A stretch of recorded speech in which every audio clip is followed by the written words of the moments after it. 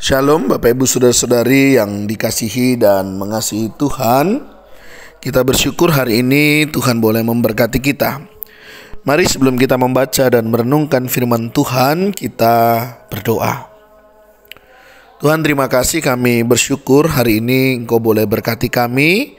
Kami boleh ada sebagaimana kami ada, semua karena berkat dan kemurahan-Mu. Sebentar kami akan membaca merenungkan firman-Mu. Berfirmanlah dan biarlah kami mengerti apa yang menjadi kehendak-Mu di dalam hidup kami. Kami berdoa dalam nama Tuhan Yesus Kristus. Haleluya. Amin.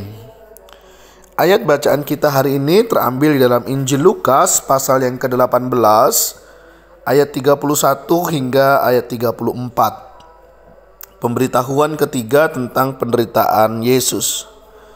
Yesus memanggil ke-12 muridnya lalu berkata kepada mereka, "Sekarang kita pergi ke Yerusalem dan segala sesuatu yang ditulis oleh para nabi mengenai anak manusia akan digenapi.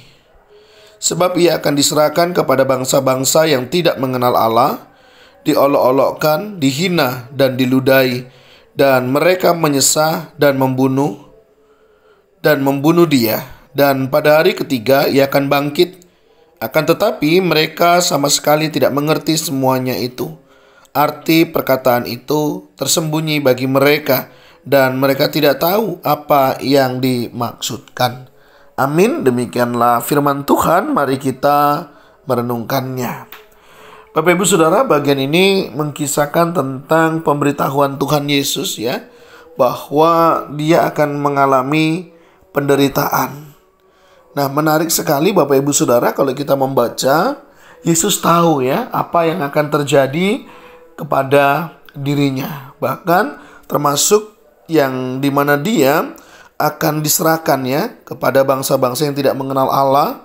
Dia akan diolok-olok, dihina, diludahi ya, dan mereka akan menyesal bahkan membunuh dia. Yesus tahu semuanya itu dan luar biasanya Yesus tetap menjalaninya. Dan ini satu hal yang luar biasa ya. Demikian juga di dalam iman kekristenan kita. Kita tahu menjadi seorang Kristen bukan hal yang mudah. Menjadi orang yang percaya bukan hal yang mudah untuk kita jalani. Tapi kita bersyukur Bapak Ibu Saudara, kita mau menjalaninya, kita mau mengimaninya, dan kita mau menghidupi di dalam kehidupan kita. Ini iman yang luar biasa menurut saya. Kita tahu jalan hidup yang akan kita tempuh sebagai seorang percaya. Saya menemukan ada banyak orang begitu ya, mereka yang mau menerima Tuhan Yesus Kristus sebagai Tuhan Juru Selamat dalam hidupnya. Saya selalu kasih tahu sama mereka, yakin mau masuk Kristen, saya bilang. Iya, kamu tahu nggak di dalam kekristenan ada penderitaan? Ya, saya tahu dan saya siap. Kamu siap ditolak keluarga? Kamu siap dikucilkan? Saya bilang, siap. Oke, kalau kamu siap gak ada masalah. Tapi ini jelas ya, di depan kita sudah kasih tahu, kita tidak menjadi orang yang sembunyi. Artinya jadi Kristen tuh enak loh, hidupnya selalu bahagia. Itu pasti saudara.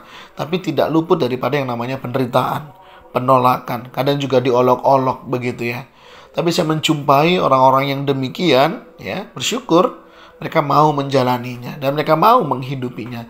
Dan ini satu hal yang luar biasa. Bapak Ibu Saudara, menjadi seorang Kristen itu tidak harus menderita.